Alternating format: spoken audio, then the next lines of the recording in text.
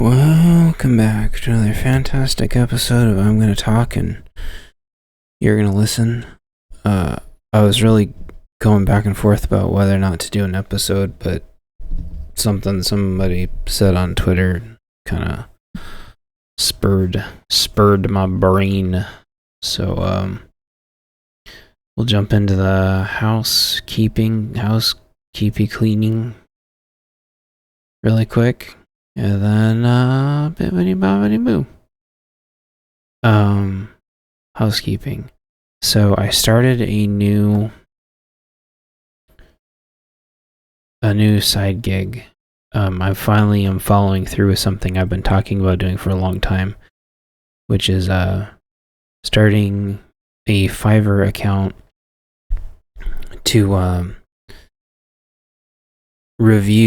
do like the first hour of like a review with a story and kind of help folks. I've actually, to be honest, I've been doing this for years and years and years and years. I just never kind of built up the courage to charge anybody for it. I've been doing like banger work basically in secret, helping people review books for years. And the feedback that I get is really, really, really good. And then I never hear back from them again. So after some particularly positive feedback, I said, well, hey, you really appreciated this. You said you took 4 pages of notes. What would you have paid for this? What sounds fair? And they said $25. And so after years and years and years of me helping people in the shadows, I finally decided to throw it on Fiverr. So Chance Paladin on Fiverr. I'll throw the link down if you're an author out there and want me to read your book for an hour and give you basically live feedback. I just keep it between me and you. And check that out. Other housekeeping, I'm working on a second album still. My wifey Pooh is helping me make sure it's not terrible, because she's the best thing, and she helps my projects not be as terrible as they would be if I was just trying to do it alone or just non-existent. Oh, and the cat is yowling and yowling and yowling. So okay, bloop boop, topic. Housekeeping over. Roll the intro.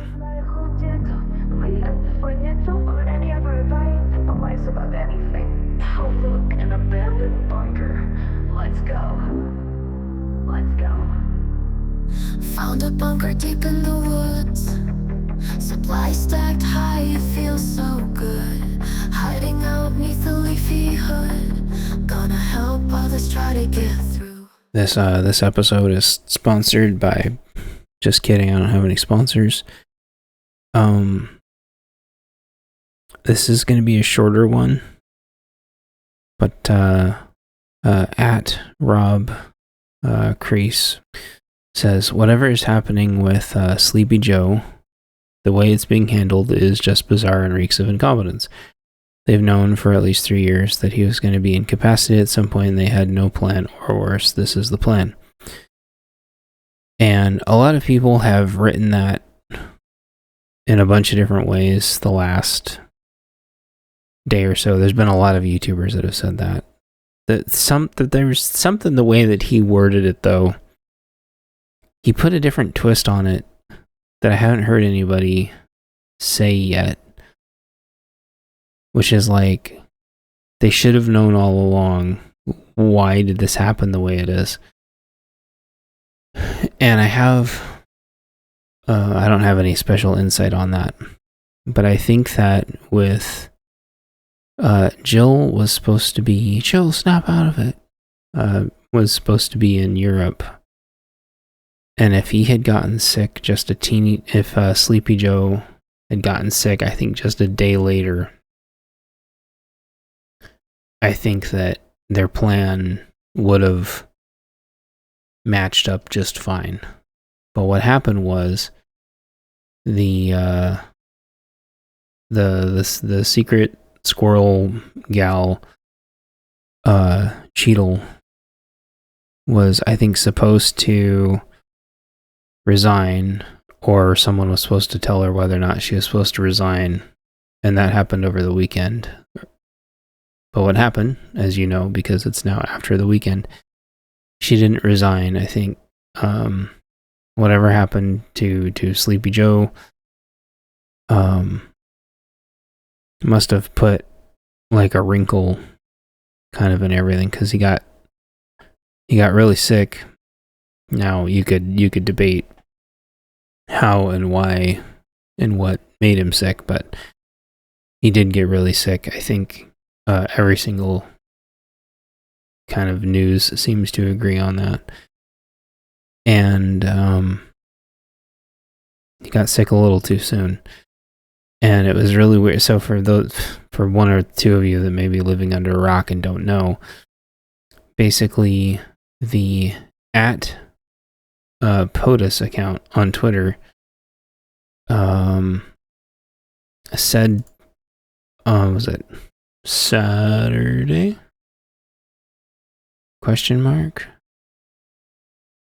Saturday morning. It kind of takes the time away from these. So at 8 a.m., the @POTUS account says, inflation's the lowest it's been in over 3 years. But I know prices are still high. I'll keep doing everything I can. Now, everybody knows that account is ran by an intern, right?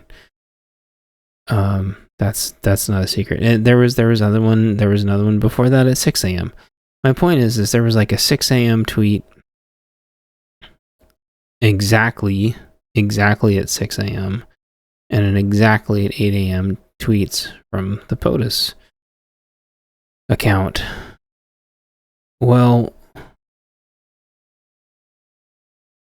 those were on the 21st. This was Sunday. Right, Sunday. Yesterday. So, whoops. For some reason, at 10:46 a.m., there was the letter saying that Sleepy Joe is not rerunning, except it was on his at Joe Biden account, not his @POTUS account. So maybe there was like different interns using different Twitters at the same time. And as everyone's pointed out, the signature is weird. It's not on the official letterhead. It's on the wrong Twitter account. And by now, nobody's seen or heard from him for a couple days. The last video I think there was him chasing a gal around that looked like Jill. Snap out of it. And then #real Jill comes up behind him and is like, stop chasing fake Jill. And I was like, gosh, dang, that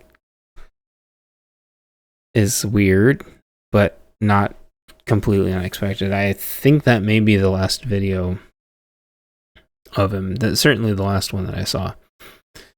So he makes the weird that, no letterhead, his signature's all messed up.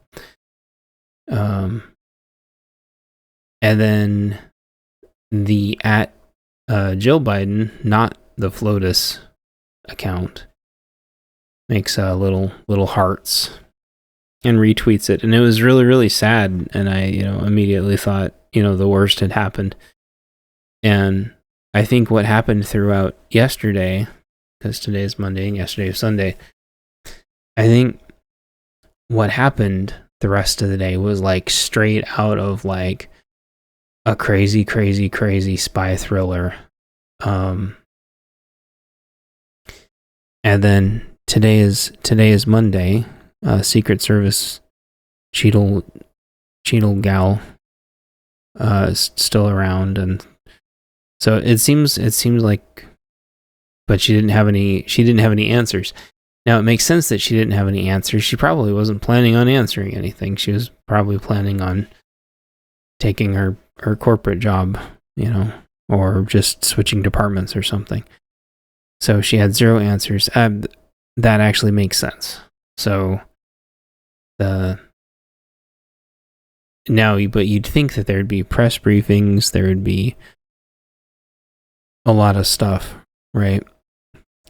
Everything's business as usual, weird. Everything's weird, but everything's okay. Instead, what's happened is everything has spiraled way out of control on the socials. And instead of Jill, snap out of it. Saying, hey, everything's okay, we're here, and, take a picture and wave it, and Sleepy Joe waves, and everyone, like, from the hospital or whatever, just say that he's okay. Like, just let everybody know that he's okay. Like, it's legitimately sad. I think anybody with a heart, or anyone that has read tons and tons and tons of spy thrillers, would be like, especially, he's the most popular president of all time with the most votes of all time, and the most people love him of all time. And as much as a day or two ago, he was tweeting that he was all in on this, and that he was giving it 100% in the primary, and blah, blah, blah, whatever it's called, politics, blah, blah, blah. So this isn't a political channel. I think you all know that by now. But, like, I feel like people should be way more alarmed and way more concerned than they are, and I don't really know what the honeymoon period for this looks like. I don't know if everybody can just, like, latch on to Cackles McGee and everything be fine, and them, like, flick a switch that fast. It's not like, well, your one parent didn't make it in the car crash, but your other parent's still fine. It's still like a part of your life just disappeared. So I really don't know how people are going to act. I want everything to be okay, but he did, like, it was, announced that he had the Rona, and I think he's, like, double shot, like double boosted and triple boosted or something like that, and he took leave her food alone. I'll be honest, like, I wasn't really, I forgot about another part of the timeline. There was a really weird part of the timeline where his physician posts, I'll pause this and see if I can find it. Here we go. This is actually on the correct letterhead, and this actually freaked me out. It's from his doctor, from Sleepy's doctor. It says the president has completed his 10th dose of Paxlovid, and I didn't even read the rest. I just, like, stopped there. So this is me reading the rest now. His symptoms have almost resolved completely. His pulse, blood pressure, respiratory rate, and temperature remain absolutely normal. His oxygen saturation continues to be excellent and room air. His lungs remain clear. That's all perfect. What I don't know is, like, Mr. Mouchy had taken Paxlovid before when he got the Rona. And I can't remember how many doses of it he took, and I can't remember how many doses of Paxlovid is normal. Paxlovid is normal. I used to cover a lot of this stuff on my religious exemptions podcast that's on Odyssey, but I never it's been like forever since I looked this up. Completion of a full 5-day treatment What is a 5-day treatment though? 2 tablets. Hold on. The recommended dosage, all 3 tablets taken orally twice a day for 5 days. So that is 10. So I guess what they're saying is, and then it says there's some other stuff. You can go look up drugs.com/dosage/Paxlovid. Is there some other things you have to take too? None of this is medical advice. So I guess when it says that he took the 10, I guess what they're saying is that he took a full set, like a full dosage thingy-ma-do. So that makes sense. I guess what's weird though is like every time I've ever seen people explain Paxlovid, they say that even this came from Mr. Mauchi himself, like the symptoms come back, the symptoms go, the symptoms come back. So the final wrinkle in the weirdness is that Cackles McGee's been flying around and gathering all the money and gathering all the finances and gathering all the support, scooping it all up to make sure that there's a seamless transition, as seamless of a transition as possible. Which is fine. That makes sense. That's all. I think it's being handled as good as it can. But there's just like little wrinkles. There's just little weird things that make it seem like, you know, it's a dream. It's a dream and it's not real. Just slight things that are off.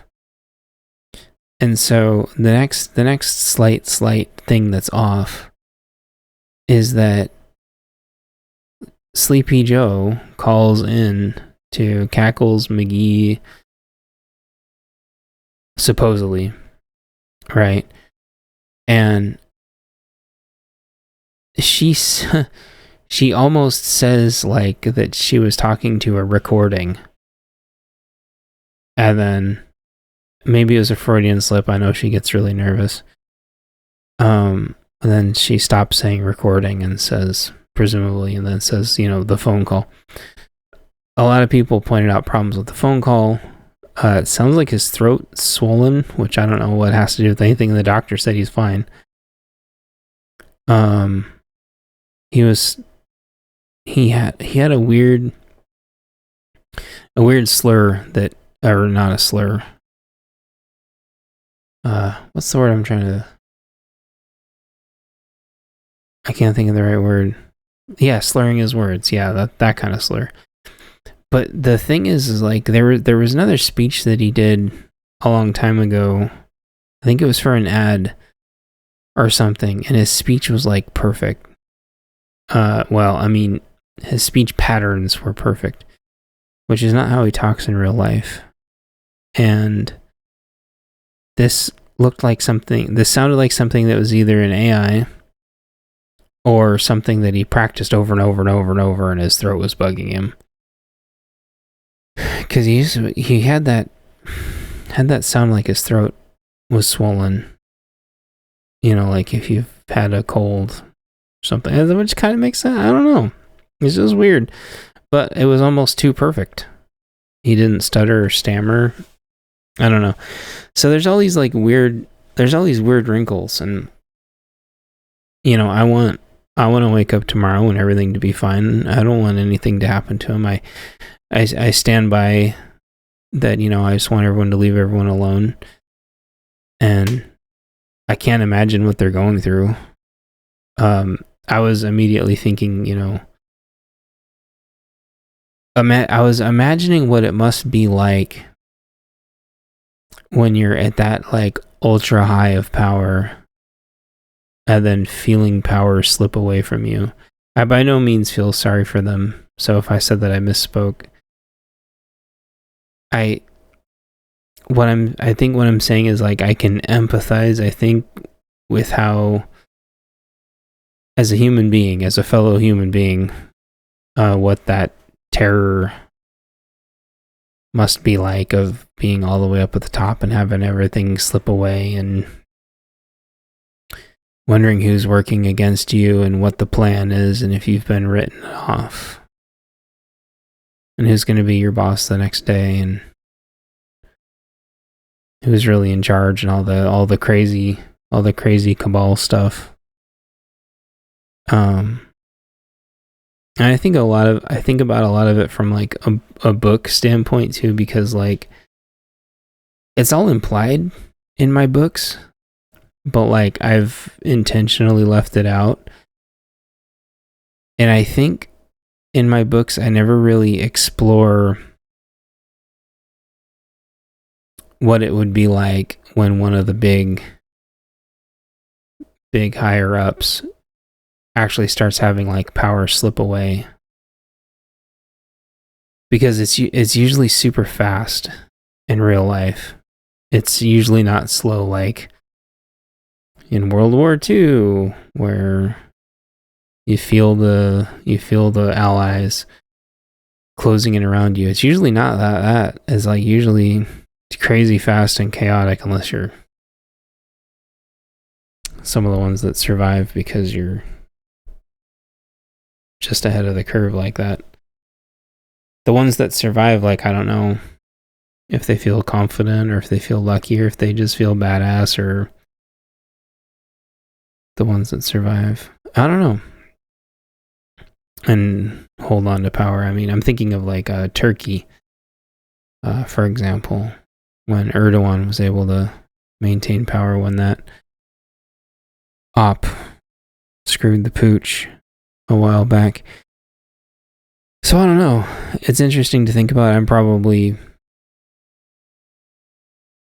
confusing a lot of people right now, but I'm thinking about it from like a lot of different angles, because I think there's so much going on, and probably all this horse trading and wrangling and power shifting, and certainly tens of millions, if not hundreds of millions of dollars shifting around, and crypto is freaking out all of a sudden. And I think they're just out of distraction buttons to push. You know, they had the cyber thing the other day. I mean, this like the House of Cards. The House of Cards is coming down. And, you know, I said middle of July. I think everyone was saying middle of July, and it's just fast-tracked. And I didn't want to make another video about, you know, all this so soon, but I think it's really interesting, and I certainly don't want to make any predictions, because I legitimately want everything to be okay. I think I am just have just as much normalcy bias as everybody else, that just wants everything to stay the same and not rock the boat, and still try. I used to have those segments like, what if I'm wrong, and what if everything ends up being okay? But I think the worse things get, I think you look for more and more reasons that things could be still somehow okay, even though you know that percentage of a possibility is slipping further and further away. But I think a lot of people probably don't even know how they're going to react. I know having cackles around is maybe it's going to seem like a comforting blanket for a while. And she has certainly been going through a lot of coaching. I can tell. Like, she is slowly but surely, at least sometimes, when she doesn't get nervous, is certainly seeming a lot more presidential. I don't know if that's going to be comforting to her base, because once Orange Man survived that insanity that happened. He's softened his tone a lot, and a lot more people empathize with him now too that didn't before, or maybe were on the fence before, whereas Cackles is going to seem like a nice soft blanket, but who is she going to pick for a VP? Like Pete? I feel like what most people are going to remember from him is the whole bungling of the train wreck. Gretchen Whitmer, I'm not sure anybody likes her on the planet. It's possible some people do, I don't know, but I don't know if you can like point to something that she's done. And California Snake Man did a horrible thing to his best friend, and I don't think that's easily forgotten either. Like, she doesn't Cackles needs like a strong right hand. And in my books, spoiler alert, in this far in the storyline, it's Hunter that ends up being president. And I know it's just fiction, or president, vice president, whatever. The point is, like, and for a while, the last couple weeks, it was looking like that could be very, very possible, because Hunter had gotten brought back into the fold and was even in some of the meetings at the White House and stuff. So that could still happen. And then instead of Orange Man, it was his kid. And basically there was kind of like two presidents and two vice presidents running the country as it splits. That's just my books, though. And a couple people pointed out this on Twitter that I thought was really, really interesting. Pointed out that we're actually in a different timeline now. And I know this is probably going to lose everybody, all of the 5 of you that listen. But a lot of people, myself included, talked about how all this was a simulation and how we're in the worst timeline for years, because that's just what it seems like in a lot of ways. And it was funny, I was talking to somebody about it today. And after Orange Man, turned his head at the last second and made it, a lot of people were saying that we switched timelines. Not a lot. A couple people I was talking to saying that we switched timelines.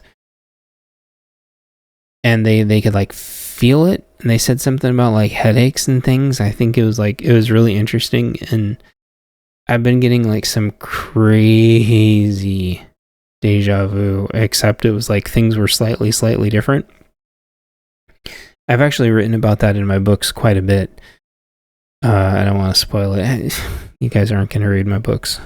A couple people will, but anyway, I've written about that stuff in my books a lot, and it was interesting that people were agreeing with me that like we're not in the worst timeline anymore. And so it seems kind of like we're in a little bit of uncharted territory right now.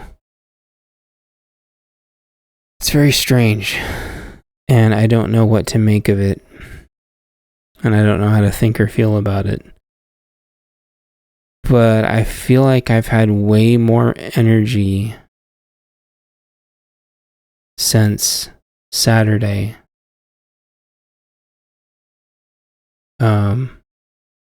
Since last Saturday.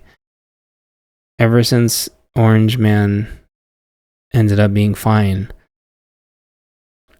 I think I've felt a lot better. And I've had a lot more energy, and I feel like I've been a lot more productive, and I feel like I haven't been I don't think I've taken like a single, had to take like a single nap or a break. Something feels different. And I think my point with that is, like, if I feel different, everybody else is going to feel different too. And if they don't, they will soon. And I think what I wonder is if that's going to be a net positive or net negative. Everything's fine, nothing matters. All relative in life's chatter. Up and down, left and right, BA start, day and night. Everything's fine, nothing matters. All we have in time's patterns.